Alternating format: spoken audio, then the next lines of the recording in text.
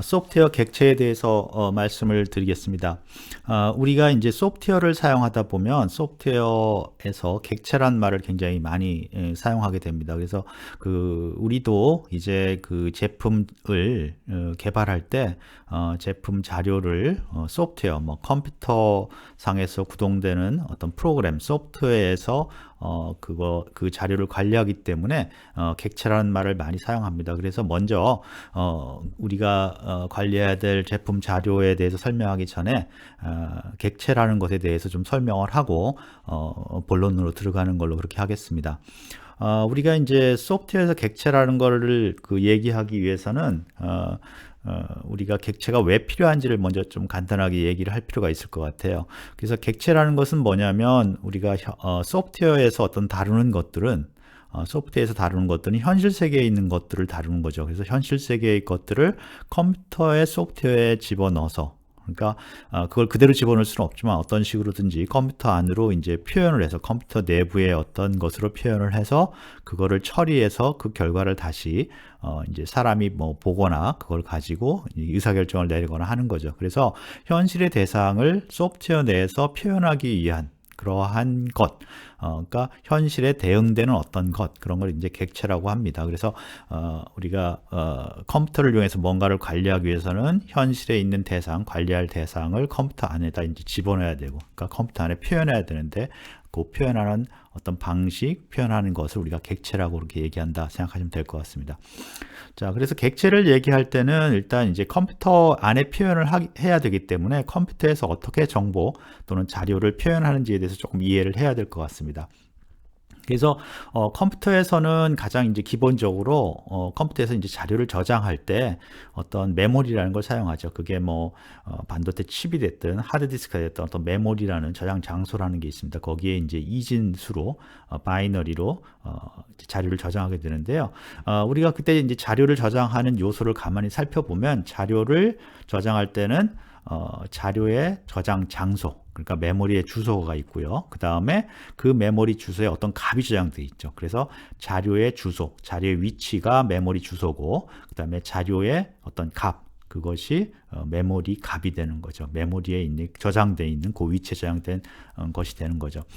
그래서 아마 여러분들이 그 프로그램을 한 번이라도 이렇게 프로그램 해봤거나 얘기를 들었으면 변수라는 얘기를 알 것 같습니다. 어떤 값을 저장하는 변수라는 것은 프로그램에서 어떤 소프트웨어에서 어떤 값을 저장하는 장소죠. 그래서 변수는 보통 변수 이름하고 그 변수에 저장하는 값, 이 두 가지로 나눠 있죠. 그래서 변수 이름이 바로 메모리의 주소입니다. 그래서 메모리 주소는 이제 숫자로도 쭉 돼 있지만 그거를 우리가 숫자로 표시하기에는 너무 이제 우리가 기억하기 어려우니까 프로그램이나 우리가 소프트웨어를 개발할 때 프로그램 할 때 변수 이름, 뭐 X, Y 이런 식으로 변수 이름을 정하죠. 그럼 그 변수 이름은 사실은 어떤 메모리에 컴퓨터의 메모리에 한 저장 장소의 위치, 그러니까 뭐 우리가 어드레스, 주소라고 그러죠. 그거를 뜻합니다.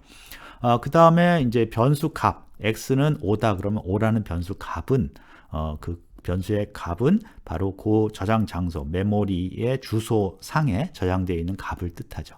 그래서 변수 이름은 메모리의 주소, 저장 장소의 주소를 뜻하고 변수 값은 그 저장 장소에 저장된 값, 이렇게 이제 될 수가 있습니다. 그래서 그 그림에 이제 옆에 있는 그림을 잘 보시면 거기에 01001이라는 게 있죠. 그게 이제 주소입니다. 01001 전부 다 이진수로 표시되어 있는데 그 위치에 변수 값은 이제 00011 이진수로 3, 1을 뜻합니다. 그래서 요렇게 뜻하면 뭐냐면 이 메모리에 01001이라는 주소에 값이 00011이라는 값이 3이라는 값이 저장되어 있다. 이렇게 이제 알 수가 있는 거죠. 그래서 그 주소가 변수, 그다음에 변수 이름 또는 변수 이름이 되고요. 그다음에 그 값이 그 저장 장소, 변수의 이름, 주소에 저장된 값이 변수 값이 되는 거죠. 그래서 이제 보통 우리가 프로그램 할 때 x는 5, 뭐 y는 10 이런 식으로 변수 이름에 변수 값을 집어넣어서 우리가 메모리에 어떤 위치에 값을 저장하게 됩니다. 그게 가장 이제 기본이거든요. 컴퓨터에서 표현하는. 그럼 객체는 뭐냐면 이런 변수 값 하나 가지고 정보를 저장하기에는 조금 불편한 점이 많이 있습니다. 그래서 이런 변수 몇 개를 모아서 하나의 단위로서 묶어 놓은 걸 우리가 객체라고 합니다. 그래서 객체는 이러한 몇 개의 변수값, 몇 개의 메모리를 이렇게 하나의 집합으로 만들어서 그거를 이제 그 단위로 삼는 것을 객체라고 합니다. 예를 들어서 방금 이제 거기를 보면 변수가 이제 학번이라는 변수가 있고요. 이름이라는 변수가 있다고 합시다. 그러면 학번이라는 것은 변수 그 주소가 되는 거죠. 변수 이름이기 때문에 거기에 3이라는 게 저장되어 있으면 그 변수의 값은 이제 3이 되는 거죠. 그 다음에 이름이라는 변수가 하나 또 정해져 있는데 그 이름이라는 변수 이름이 있고 그 다음에 그거의 값이 변수 값이 김갑수 이렇게 돼 있죠. 그러면 변수 값은 김갑수인데 이렇게 학번하고 이름 두 개를 하나로 묶어서 우리가 뭐 student 그러니까 학생이라는 어떤 객체를 만들 수 있습니다. 당연히 두 개가 아니라 세 개, 네 개, 다섯 개 다 할 수 있죠. 그래서 이렇게 몇 가지 종류의 변수를 묶어서 묶어서 하나의 단위로 처리하는 것을 우리가 객체라고 합니다. 그래서 그 예에서는 student, 학생 객체를 만들었고요. 그 객체는 변수가 두 개가 있죠. 학번, 이름 이렇게 이제 두 개의 변수가 있어서 각각 학번에도 어떤 값이 저장될 수 있고요. 학번 이름에 주소에 그 다음에 이름이라는 주소에 또 값이 저장될 수 있죠. 그래서 이렇게 몇 개의 객체, 몇 개의 변수를 모아서 어떤 대상을 만든 것을 단위로 만든 것을 객체라 하고요. 보통 그런데 이제 이 객체에서는 그런 변수를 변수라고 하지 않고 속성이라고 합니다. 객체의 속성. 우리가 attribute, 영어로는 attribute라고 그러는데 그래서 일반적으로 이 속성이라는 게 변수와 같다고 생각하시면 됩니다. 이름만 단지 객체에서는 그런 변수들을 자기가 가지고 있는 변수들을 우리가 속성이라고 한다. 그러면서 그렇게 얘기를 합니다. 그래서 속성도 똑같이 그러면 이제 변수처럼 속성 값이 있고요. 그 다음에 속성 이름이 있죠. 속성 이름이 주소를 뜻하고 속성 값이 그 주소에 저장된 어떤 값을 뜻하는 거죠. 자, 그래서 여러분들이 아시다시피 이렇게 컴퓨터에서는 우리가 컴퓨터의 주소에 값을 저장한다라는 아주 가장 기초적인 것들을 확장해서 그거를 몇 개 모아서 이제 객체라는 걸로 만들었고 객체는 이제 여러분들이 이해하셨듯이 몇 개의 속성으로 이루어져 있다. 그래서 요 예에서 보면 student, 학생이라는 객체는 학번하고 이름이라는 속성으로 이루어져 있다. 그렇게 할 수 있죠.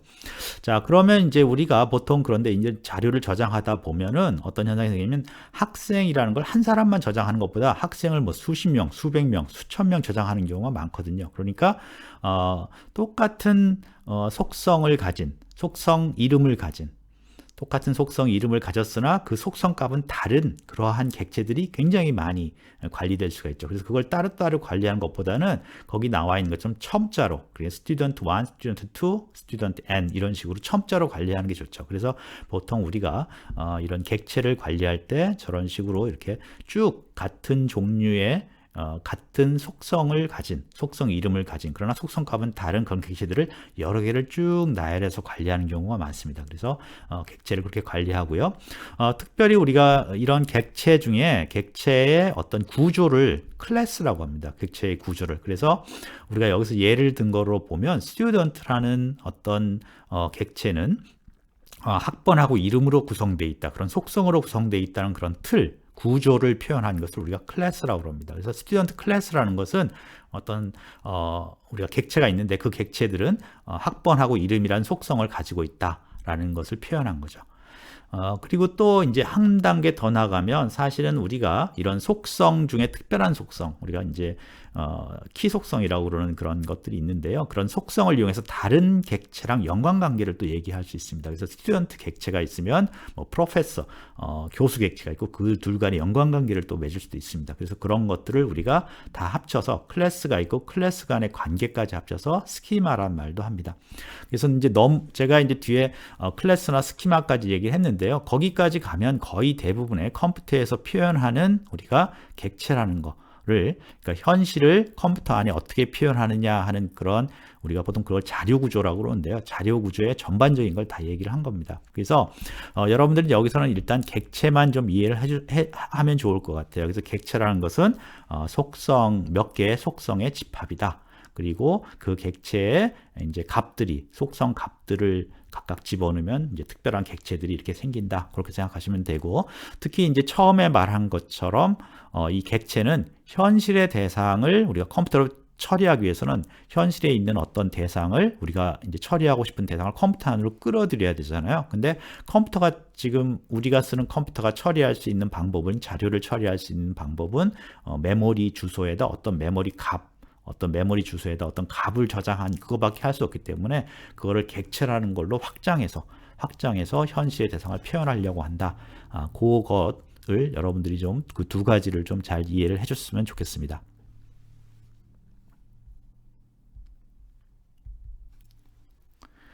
자, 이제 객체라는 것을 이제 설명을 드렸고요. 이 객체라는 것을 여러분들이 이해를 했으니까 이제 제품 자료 객체라는 것을 설명을 드리겠습니다. 제품 자료 객체는 말 그대로 어떤 현실에 있는 제품들, 부품들, 우리가 이제 제품을 설계를 해야 되니까요. 그런 대상이 되는 그런 현실의 어떤 것들을 컴퓨터 안에, 소프트웨어 안에, 프로그램 안에 집어넣을 때 그거에 현실에 대응하는 객체들을 우리가 제품 자료 객체라고 얘기를 합니다. 그래서 이 제품 자료 객체는 앞에서 말씀드린 제품 자료 관리 시스템, PDM 시스템 안에서 이제 표현도 되고 생성도 되고 또 이제 관리도 되는 거죠. 그래서 PDM 시스템 안에서 현실에 있는 어떤 제품, 부품 그런 것들을 그런 정보들을 관리하기 위해서 PDM 시스템 안에, PDM은 이제 컴퓨터 안에 있는 컴퓨터로 만들어진 시스템이니까 그 안에서는 제품 자료 객체라는 것으로 현실에 있는 부품이나 뭐 그런 기계나 그런 대상들을 표현을 하게 되는 거죠.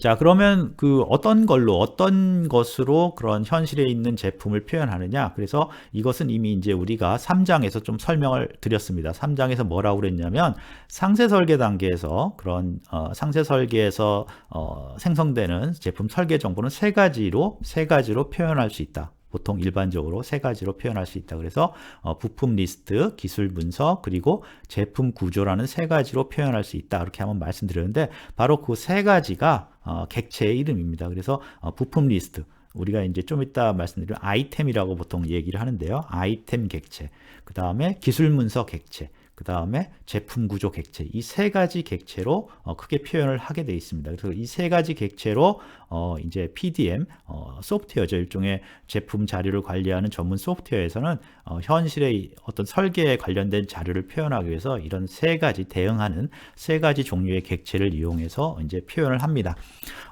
특히 이 세 가지 객체는 이제 따로따로 뭐 아이템, 기술 문서, 제품 구조가 따로따로 되어 있는 게 아니라 서로 아주 긴밀하게 연결이 되어 있어요. 그래서 앞에 제가 마지막 그 객체를 설명드릴 때 관계라는 말을 설명드렸잖아요.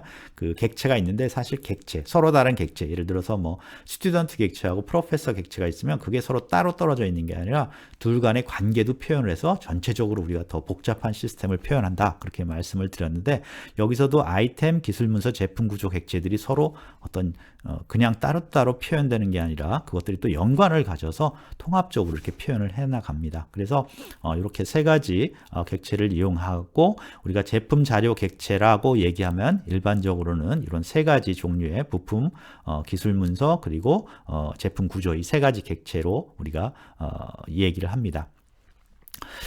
T에서의 객체, 이제 T는 뭐라고 말씀드렸냐면 우리가 이제 사용해야 될 PDM 시스템이죠. PDM 시스템의 이름입니다. 저희가 제품 개발 실습 과제에서 여러분들이 사용해야 될 PDM 시스템의 이름이 T고요. 이 T에서도 이 세 가지 객체를 지원을 합니다. 아이템, 기술 문서, 제품 구조. 거기 이제 아이템은 이제 부품이라고 써 있는데요. 우리가 부품을 표현하는 객체를 아이템이라고 그럽니다. 그래서 부품이라고 하면 왜 그러냐면 이제 이 아이템 객체는 부품뿐만 아니라 부품이 조립된 그런 조립품 또는 제품, 최종 제품 뭐 그런 것도 표현하고요. 재료도 표현하고 어떤 때는 소프트웨어 부품도 표현을 하거든요. 그러니까 좀 더 일반적인 말을 쓰기 위해서 보통 우리가 부품이란 말을 사용하지 않고 부품 대신 아이템이란 말을 사용합니다. 그래서 아이템 객체 이렇게 이제 얘기를 하고요. 그게 부품도 표현할 수 있는 그런 일반적인 객체입니다. 그 다음에 기술 문서 객체, 뭐 CAD 파일 같은 거, 그러니까 우리가 말하는 아이템을 표현하는 그런 디지털 주로 파일 자료들을 우리가 이제 객체로 표현하는데 그걸 기술 문서 객체라고 하고요. 제품 구조 객체는 이제 뒤에서 다시 한번 설명을 드리겠습니다. 그래서 이 세 가지를 이용해서 우리가 제품을 표현을 합니다. 그리고 이외에도 사실은 뭐 사용자 객체, 설계 변경 객체 등 외에도 더 있고요. 더 있는데 이게 좀 더 복잡해질 뿐이지 결과적으로는 이 앞에 말한 세 가지 아이템, 기술 문서, 제품 구조 객체를 기반으로 해서 제품 자료를 표현합니다. 그래서 요거는 꼭 T 시스템에서만 그러는 게 아니라 현재 우리가 사용하는 제가 이제 여러분들이 기업에 나가면 거의 대부분의 기업에서 이러한 PDM 시스템 또는 PLM 시스템이라는 걸 사용한다고 말씀드렸는데 거의 모든 대부분의 그런 PDM, PLM 시스템은 이 세 가지 객체를 주로 해서 사용하게 됩니다. 그래서 여러분들이 여기서 실습에서 이걸 사용하고 이 객체들을 이해를 한다면 이 객체들을 이해하고 이 객체를 사용하는 방법을 여러분들이 이제 이해를 한다면 다른 시스템을 사용해도 크게 어려움이 없을 거라고 생각합니다.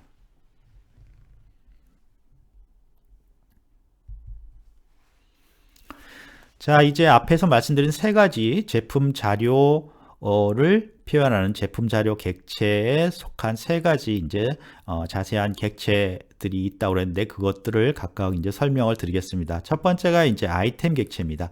아이템 객체는 기본적으로 현실의 부품을 표현합니다. 거기 보면 이제 그림에 아이템 객체가 있고요. 아이템 객체로 어떤 볼트를 하나 표현하죠. 하나의 부품이죠.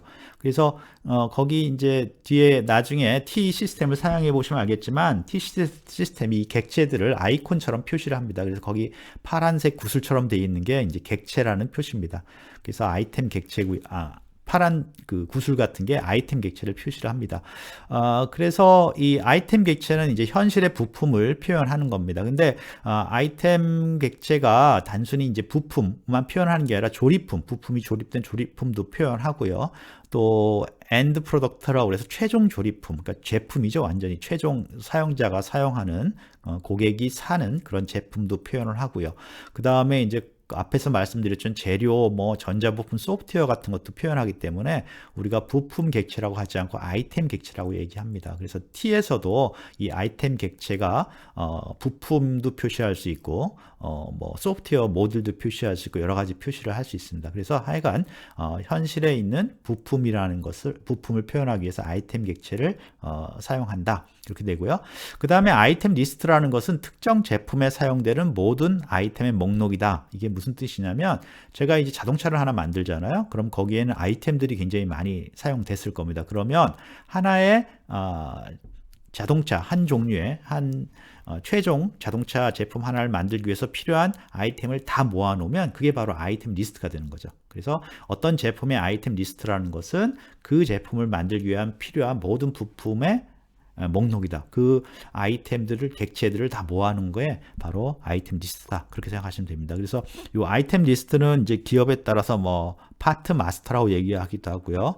파트 리스트, 부품 마스터, 뭐 기준 정보 이런 식으로 얘기를 하기도 합니다. 그래서 기업에 가서 여러분들이 제조업을 하는 기업에 가면 분명히 이런 아이템 리스트나 부품 리스트, 마스터, 뭐 기준 정보 이런 말을 듣게 됩니다. 그러면 그게 바로 그 제품을 만들기 위해 필요한 모든 어떤 부품의 목록이다. 아이템 객체의 목록이다. 이렇게 생각하시면 될 것 같습니다. 두 번째는 이제 기술 문서 객체인데요. 기술 문서 객체라는 것은 어떤 그냥 독립된 게 아니라 어떤 아이템을 특정 아이템을 표현하기 위해서 그 특정 아이템에 관련된 자료를 가지고 있는 파일이다 이렇게 생각하시면 됩니다. 그거를 대표하는 어떤 객체다 이렇게 생각하시면 됩니다. 그래서 가장 대표적인 게 이제 CAD 모델 파일이죠. 그래서 CAD 모델 파일은 어떤 특정 부품의 그러니까 특정 아이템 객체의 제품 형상을 중심으로 한 정보를 포함하고 있는 파일을 대표하는 객체죠. 그래서 우리가 이제 기술 문서는 특히 T에서는 기술 문서는 따로 관리되지 않고 항상 기술 문서는 자기가 표현하고자 하는 자기가 표현하는 그런 아이템에 연결돼서 관리가 됩니다. 그러니까 기술 문서만 따로 만들 수 없고 아이템이 만들어지고 그 아이템에 연결된 상태에서 기술 문서가 만들어진다. 그렇게 생각하시면 됩니다. 그래서 이런 기술 문서는 아이템에 종속돼서 아이템에 연결돼서만 항상 유지될 수 있다. 그렇게 돼 있고요. 이걸 이제 여러분들이 왜 그렇게 하는지를 다 설명 여기서 드리긴 어렵지만 요거는 이제 어떤 관리의 효율성을 위해서 이렇게 하는 겁니다. 그래서 우리가 이제 정보 시스템을 위해서 제품을 개발할 때 가장 중요한 것은 정보 시스템 내의 객체들이 현실의 객체, 현실의 대상을 일관되게 표현을 해야 돼요. 근데 그 일관성을 유지시키기가 굉장히 어렵거든요. 그래서 항공기의 부품이 굉장히 많이 들어가는데 그 부품을 컴퓨터 안에서 다 일관되게 관리, 중복되지 않고 틀리지 않고 일관되게 관리하기가 굉장히 어렵습니다. 거기에 연결되어 있는 기술 문서까지 다 일관되게 관리하기는 정말 어렵거든요. 그러니까 우리가 어떻게 하냐면 아이템을 아주 잘 관리를 합니다. 제품을 만들 때 아이템을 잘 관리를 하고 그 다음에 거기에다가 기술 문서를 붙여서, 그러니까 따로 독립해서 관리하는 게 아니라 잘 관리되는 아이템에다 연결해서 기술 문서를 관리함으로써 우리가 일관성을 지키는 그런 형식으로 자료를 관리를 해요. 그러다 보니까 우리가 기술 문서를 따로 하지 않고 항상 일관되게 관리되는 아이템에 연결해서 관리한다. 이렇게 이제 관리를 하고 있습니다. 그래서 기술 문서에서 여러분들이 꼭 좀 기억해 둬야 될 것은 기술 문서의 대상, 기술 문서가 표현하는 아이템에 연결되어 있다. 항상 그거를 잊지 않아 주셨으면 좋겠습니다. 제품 구조 객체인데요. 여러분들이 그 아이템이나 기술 문서 객체는 직관적으로 이해를 잘 하실 수 있을 거예요. 아이템이나 기술 문서 객체는 우리가 이제 어떻게 보면 뭐 만질 수 있고 또 이렇게 눈에 보이기도 하죠. 근데 이 제품 구조는 사실은 어떤 관계입니다. 아이템과 아이템 사이의 관계라 여러분들이 조금 주의를 기울여서 이해를 하시려고 노력을 해야 되고, 또 이제 앞으로 그 T를 사용하거나 여러분들이 이 제품 자료에 대해서 얘기할 때 이 부분이 좀 익숙해지기가 쉽지가 않아요. 그래서 어느 정도 시간을 두고 계속해서 좀 고민을 하면서 이게 무엇일까 고민을 하면서 이해를 하기 위해서 노력을 해야 됩니다. 제품 구조는 두 개의 아이템 사이의 구성관계라는 걸 표현합니다. 구성관계라는 게 중요한 건데요.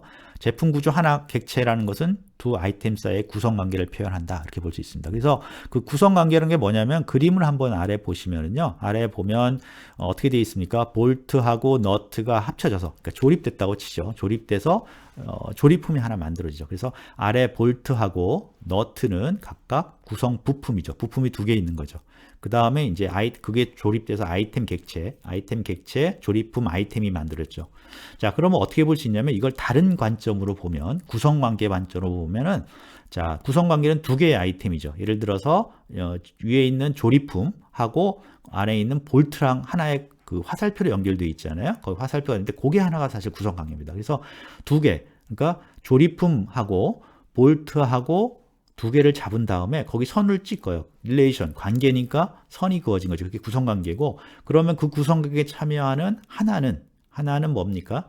조립품이고, 다른 하나는 그거의 구성부품이라는 그런 관계가 나타나는 거죠. 그러니까 여기서 구성관계라는 것은 부품, 아이템 두 개를 잡은 다음에 그 둘 사이에 어떤 관계가 있다는 걸 정의를 해주는 거죠. 그러니까 어떤 페어, 쌍을 만드는데 그 쌍이 어떤 관계의 쌍이다라고 표현을 한 거죠. 그래서 구성관계라는 것은 뭐 일반적으로는 조립관계입니다. 하나는 조립품이고 다른 하나는 그 조립품에 사용되는 구성 부품이다. 이렇게 이제 얘기를 할 수 있습니다. 그래서 그 예를 다시 한번 보면 우리가 조립품이 하나 있고요. 위에 이제 볼트와 너트를 조립한 조립품이 있고 그 볼트가 있죠. 그러면 그 조립품하고 볼트하고 사이에 구성관계가 하나, 그러니까 제품 구조 객체가 하나가 생긴 거죠. 제품 구조 객체는 그 줄이라고 생각하시면 됩니다. 선, 화살표. 그다음에 또 하나의 제품 구조 객체가 있죠. 뭐냐면 그 조립품하고 너트가 또 두 개를 잡으면 이제 구성관계가 있죠. 그래서 여기에는 요 예에는 두 개, 그러니까 조립품하고 볼트, 조립품하고 너트 이 두 개의 제품 구성 관계가 있고 그걸 표현하는 게 제품 구조 객체입니다. 그래서 제품 구조는 그 화살표라고 생각하시면 됩니다. 화살표. 자, 그래서 두 번째 보면 구성 관계는 두 아이템을 포함 관계로 표현한다. 그래서 포함 관계라는 것은 하나가 하나의 조립할 때 쓰는 구성 부품이다. 하나가 다른 부품을 사용해서 조립되는 그런 부품이다라는 걸 표현하죠. 그래서 방향성이 있습니다. 그래서 화살표 끝은 구성 부품을 뜻하고 화살표의 시작점은 조립품을 뜻하는 걸 알 수 있죠. 그래서 그런 방향성 있는 관계가 제품 구성 관계고, 제품 구성 관계를 표현하는 것을 우리가 제품 구조 객체다 그렇게 말합니다. 그래서 이 그림에 의해서는 제품 구조 객체가 두 개가 있는 거죠.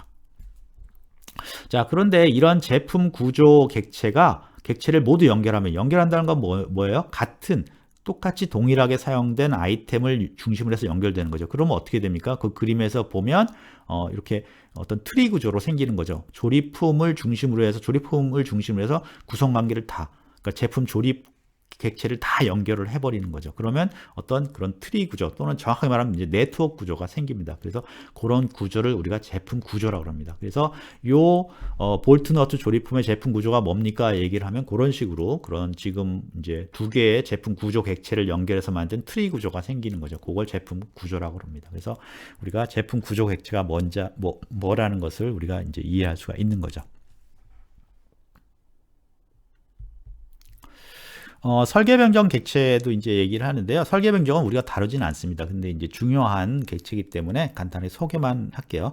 설계 변경 객체는 거기 그림에 보시면 두 개의 부품이 있죠. 하나는 볼트인데 민무늬 아무런 민자로 머리가 되어 있는 거고, 두 번째 볼트는 이제 볼트 머리에 어떤 이렇게 공구를 끼울 수 있는 구멍을 만들어내는 변경된 부품이죠. 그럼 그 두 개의 변경을 표현을 해야 되잖아요. 그 표현하는 객체가 바로 설계 변경 객체입니다. 그래서 설계 변경 객체는 old 옛날 부품하고 설계 변경 이후의 부품 new 부품을 이렇게 링크를 해놔요.